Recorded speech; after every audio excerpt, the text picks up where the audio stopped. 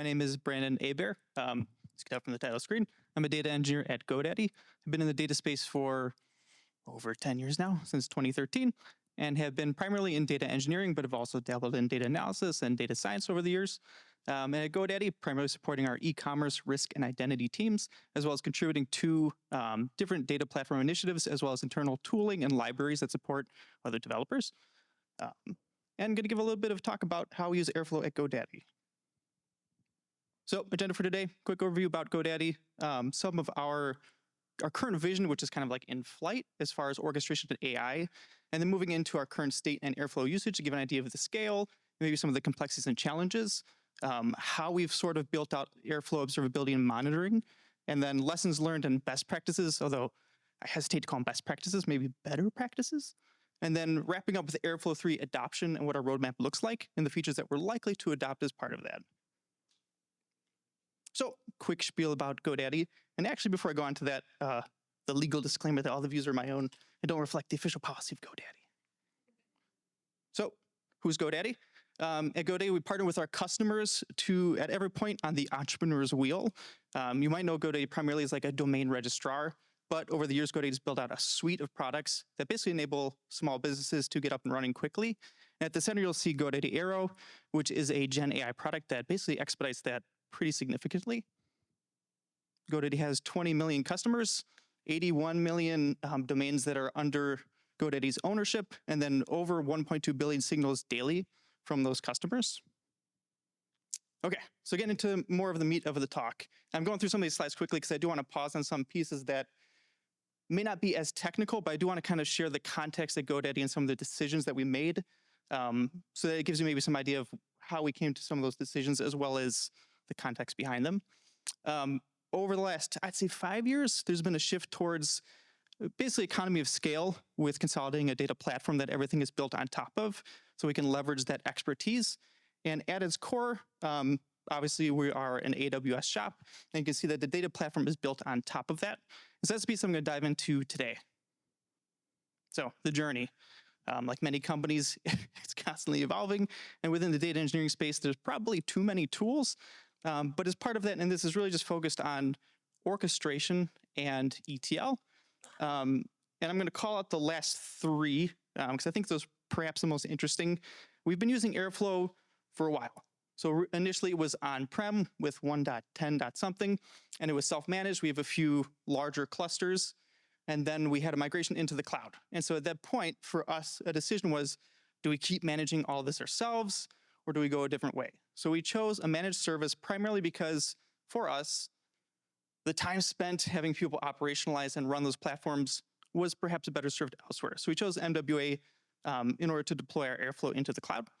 And the initial approach then was basically by teams is you build it, you own it. So it was a nice way to kind of spread that across. And this aligned with the fact that GoDaddy had developed and was leveraging a data mesh architecture for our data lake. But there's trade-offs with that, right? Not everybody has the same level of expertise in Airflow and managing that infrastructure. MWAA is a managed service, and Airflow provides you a ton of flexibility, but that's also a risk if you don't know what you're doing, or you can kind of hurt yourself. And so we've actually transitioned from that, where every team had their own MWAA instance, to a centrally managed one that the data platform owns, the teams deploy into. So it's really kind of like a bring your own code or bring your own DAG approach. And then there's some changes with like EMR and EC2 to EMR serverless as well, because for us, developer time is more critical than managing the services. And the cost works out for us. So what does the vision look like, and where are we at today? There's actually a bunch of different orchestration tools that are kind of based on use case. So as far as data engineering, there's pretty much all in on MWAA. And that is kind of industry standard.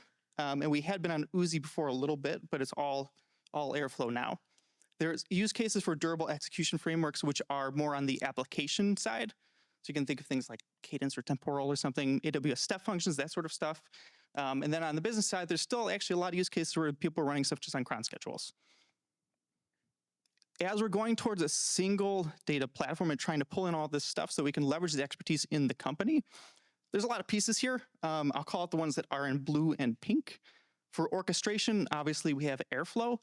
And it's a little bit misleading because the AI piece shows that it's connected to durable execution frameworks. We're actually doing a ton of batch model training and inference with Airflow. That's awesome for that. And now with like the human in the loop feature in Airflow 3 for Gen AI use cases, this is actually enabling some other things that hadn't been possible before, where for the most part, our Gen AI use cases are all like automation and developer productivity as far as through orchestration. And then on the AI side, there's a ton of pieces here that I'm going to skip some of the stuff in the gray, but data discovery, I mean, DevOps, there's all these integrations. So for example, as part of triaging failures that come through Airflow, we have integration with Snow for ticketing, and we actually have agents that are looking at those failures. So it's kind of cheating on MTDD, but we don't measure it based on the agent reaction to it. But it's the first kind of line of defense. Something fails. Is it something that's intermittent? Is it just like a sensor timeout? Can it be restarted to allow the agent to actually do that on behalf of the ops engineer? Or is it something that might be a little bit more complex and requires like level 2 support? On the data discovery side, we have agents that actually go into the catalog, into GoDaddy's internal data knowledge bases that users can provide basically a human language question and query to get the data, the metadata, and actually pull the information for them to summarize. And some of those do have connections to Airflow. So what's the current state? I'm going to dive a little bit more into Airflow on this part. Flexible execution and orchestration. There's a lot of teams that are using Airflow, so I'll get to the numbers, but across all environments, we're talking about hundreds of MWAA instances. There's a broad set of provider packages, which avoids us rewriting our own. Although we do have some level of custom operators, there's not a ton. And so for us in the past, as we've gone through various Airflow upgrades, it has been less painful than maybe companies that have a lot of custom operators, because people often will write and connect into pieces that are not really exposed through the public APIs, and then you're kind of in trouble when things break. The infrastructure management I mentioned, we're going through MWAA, so we don't really have to worry about that as much. And internally, we actually have a few tools that allow us to abstract away from the user, even the deployment side. So we have a CI/CD framework that all teams have adopted that standardizes how you organize code and then the actual deployment into the central data platform. So everything's through CI/CD. It takes the human out of the element there. And there's also a EBP or DOF v2, all the acronyms you can think of. That's really just a config-driven solution then for those that don't want to write DAGs. They fill out a few lines in YAML, and it generates the workflow, and basically adheres to all of GoDaddy's best practices around dependency waiters, data quality, notifying the central data lake when something's complete, as well as possibly exporting it into other environments like Redshift. So at a glance, I kind of mentioned this before, in production we have 40 plus Airflow instances. They're all on 2.8.1. And one thing to call out here too, if you're in an environment where you're managing multiple versions, it's easier to, to limit the amount of variability that you have there. At some point we had 1.10, 2.2.2, 2.5.1, 2.0.2, like too many. And there's a lot of complexity in that. It's great for teams that want the flexibility and to upgrade at their own pace, but ultimately it ends up being, it's too much of a headache, right? There is value in that standardization. And sometimes corralling teams into the same version, especially once it's platformatized, makes it a lot easier to go through those upgrades. We have over 1,000 DAGs that are producing 3,000 tables in our data lake, and there's over 10,000 DAG runs per day. This piece is actually really helpful because of the scale, is that we have automated incident creation and change ticket management as part of that. So every time pipeline fails or misses an SLA, it generates a Snow ticket. And so in that ticket, then we can also capture when an ops engineer looks at the ticket, so you get MTD, and then when it's actually resolved, you get MTTR. So all that's tracked internally, and that allows us to kind of align with our goals and expectations for the ops and engineering teams. And then the observability is also output to Elasticsearch. We have Kibana dashboards that allow teams, there's like a weekly ops meeting to look at how the last week went, on-call rotations to see if there's any issues that pop up. That also pulls information about the environments that have more failures than others, the operators that are failing, in case it's something related to that. And a lot of times if you see like an upstream failure that cascades, it'll show in the ops dashboard. And it's also easier than when you're doing an AAR after the fact, that you have that information that you can easily pull. So some simple examples. If we're talking about the observability piece, right, we have a few tasks that are going through. If something fails at the end, let's say it's task 3 in this super, super complex DAG, then information, the ticket's generating goes to Snow. So you have the automated alerting. And then on the observability side, it's going into Elasticsearch. So all that information is searchable. We have dashboards that are automatically updated in real time with that information. And you don't have like the human in the loop piece there. Example from the dashboard, it's not the prettiest dashboard. This is really just the summary page that gives you an idea of the scale. You can see in this case, the day that I took the snapshot a month ago, 22 DAG failures out of hundreds, thousands. And then this was actually because there was an outage that caused a cascading failure. And so if you look at this, it's not like, oh, there's 22 different incidents. It's actually one that just cascaded through the system. So some, again, better practice. I hesitate to say best practice because it kind of depends on what your environment is like. For us, having a centrally managed platform helped just because we do have expertise in Airflow within the company, but again, it's not consistent across teams. And at least in our case, even though we have effectively a COE that we call our data engineering guild or Airflow guild, having to manage the infrastructure itself as well, in addition to like DAG writing best practices, because you can always take down the instance yourself if you write really poorly written DAGs, having that centrally managed helped. And because we have those guardrails around deployment, DAG linting, and other checks, it at least stops some of the really naughty bad practices that occur and can kind of pollute your environment. And especially on version upgrades, having a consistent process. We're a little bit maybe more conservative about when we adopt new features. Some like to be, cutting edge and take whatever's the newest thing. But for us, we're looking at like, is the juice worth the squeeze? Because a lot of times, especially in the data engineering space, there's migration fatigue.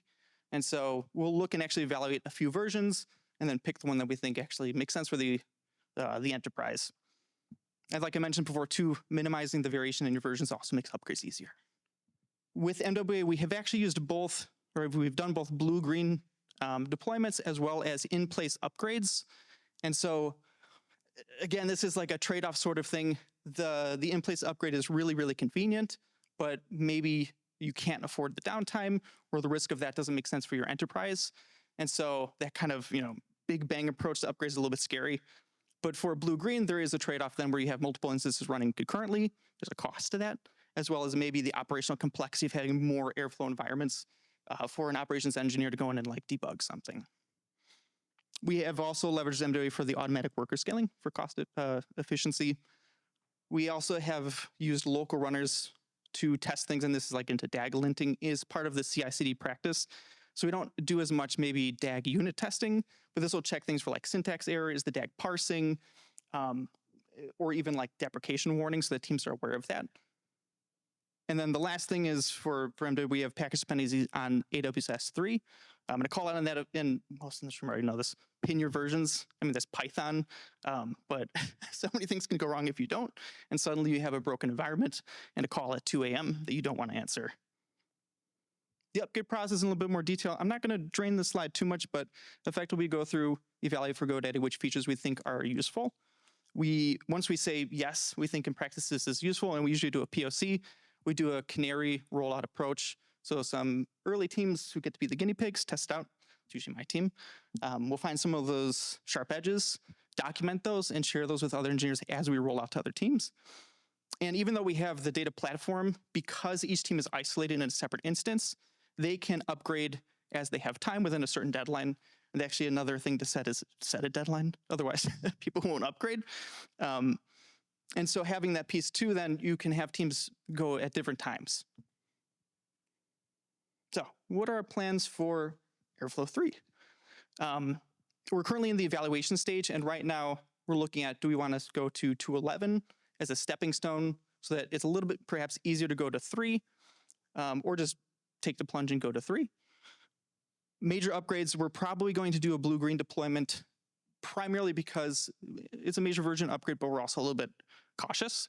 And it'll allow us then to actually migrate DAGs, one at a time or in batches. And the last thing is, again, running the local runner so you can test, is the DAG parsing? Am I getting deprecation warnings? And I know there's like the rough automation to get some of like the changes in import paths and things, but those things will at least give us more confidence as we start to push stuff into production. It's going to work. It's not going to break. So what are we going to actually use in Airflow 3, or we're at least excited about? Event-driven scheduling is probably a big one.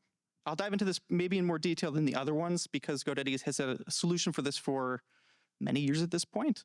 And it's pretty robust, but again, everything that you build outside of something like Airflow, you have to manage, you have to own, and it's just another thing to worry about. The task execution API opens up some automation opportunities for CI/CD. And then for us, DAG versioning is primarily an audit play. DAGs change a lot, and it's always a pain when you go and you're like, oh yeah, where's all my information? It's not visible in the UI anymore, and then somebody might come through and make some bad decisions on that, as well as if you're in a highly regulated environment. Even though the visualization piece isn't the most critical piece, it is nice. And last, multi-team deployment. I know this has been a hot topic across many users that want multi-tenancy, and I'll share a little bit more detail what our approach was and what pieces that we are interested in Airflow 3 that might actually allow us to, I don't say undo what we're doing today, but might be a way to simplify, both from a complexity and a cost perspective. Whether that actually happens, I'm not sure. Again, migration fatigue is real, but it's going in the right direction, at least for GoDaddy's use case. So on event-driven scheduling, in Airflow 2, right, you had data-aware scheduling. But for us, the challenge was we have so many Airflow environments, our dependencies across all of those effectively. And so with a data mesh architecture, you have the central catalog, but everything else is decentralized. We have producers with, across tens or hundreds of AWS accounts and hundreds of Airflow instances running. And so manage those dependencies is a little bit complex. And so we have kind of a hybrid approach, and I think others may have done something similar, where you'll schedule your DAG based on the average delivery time of the latest arriving dependency, which is kind of a guessing game. Sometimes it can change. But then we have a system that actually generates a message into a queue in the producer account and deposits a success flag. It's just a 0-byte file in S3 that the S3 key sensor is actually polling for. So you can think, right, there's a few things that can happen is that if you're not aware of when your dependencies deliver, you might be scheduling late. So you're not running as early as you could. And anything that depends on your data is technically arriving later than it could or should. S3 key sensors, all that polling takes up compute. You can make it deferrable, which is better. And in the past, right, we went from eating up the task slots to rescheduling, which adds a burden on the scheduler, but then to deferrable. But still, it's more complexity in all of those DAGs, as well as that information not being, it's in each DAG, the dependencies that are defined. So it works for us. It's been working for many years, but it is something that we have to own and maintain. So again, just to visualize this, if you have a DAG that starts at 7 a.m., it's polling for your dependencies.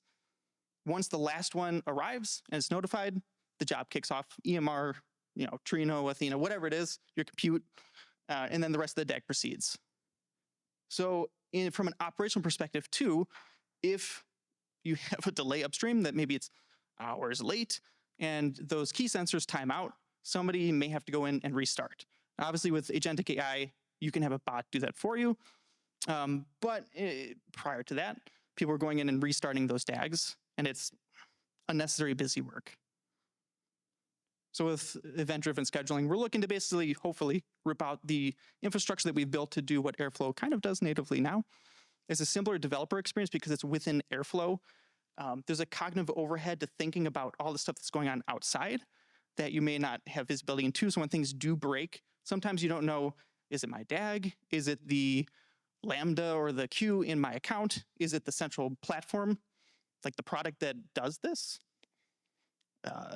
So there's a value in simplicity. And it also reduces the latency of execution. So what we have with the polling things, if you have a sensor that gets stuck, maybe it's a zombie task, it's just another piece of complexity to worry about. So tomorrow, it looks pretty much the same, but removing that DAG scheduling piece, this has actually bit us in the butt quite a bit, where you schedule something and you think that's when it arrives and they do an optimization, and it's actually 2 hours earlier, and you could be kicking off your job significantly earlier for batch. All right, task execution API. Again, it's really mostly increased opportunities for automation. We have some automation in CI/CD for workflows that are triggered from like GitHub. GitHub workflows, but this is kind of opening up opportunities for agentic operations to do some of this on behalf of engineers. And again, we're kind of cautious about this because you don't want the agents running wild with what they can do with DAGs in production. But it is, I think, an inkling of what the future looks like for this. 2 places is maybe there is a trigger that you want from a repo, and maybe it's because it's controlled in GitHub. And so that'll trigger the DAG then, so you're not worrying about schedules or even event-driven stuff. Or alternatively, like we've talked about, having agents go in and diagnose and correct a DAG. So this isn't going through and like changing the code. I don't think we'll get to that point, but at least restarting a DAG if the failure seems transient or intermittent. DAG versioning, mostly this is for us is like an improved UI experience that we can see the prior versions. I don't know how much in practice running an older version in a DAG pops up, but in looking for like part of data governance at GoDaddy to look for historical runs and success of your job and SLA delivery. And so if you're making constant changes in the DAGs, that might disappear. You can pull it from the backend database, but most people will try and grab that from the UI. And last, multi-team deployment. So it's looking into this as a possible solution to what we've done today. We have pretty much pure isolation because every team has their own MWAA instance, which is great, but it also incurs cost. And you technically, right, have more resources. Maybe you could have fewer schedulers, you could have fewer web servers running. At this point, the way that we're running our environments, the cost is acceptable. But there is an overhead then to all of those MWAA instances or Airflow instances that are deployed, as well as there might be cases where teams do want to actually share infrastructure. And right now, because of the way that we've partitioned those, everything is totally separate. So there's a little bit less flexibility in that model. Real quick, I'd be remiss if I didn't give a quick shout out to my colleague, Ozcan Elikan, who was not able to make it today. He helped with some of the content of the slides, as well as Ankit Sahu at AWS, who was not able to make it as well. So if it wasn't for them, this presentation wouldn't be there. Thank you.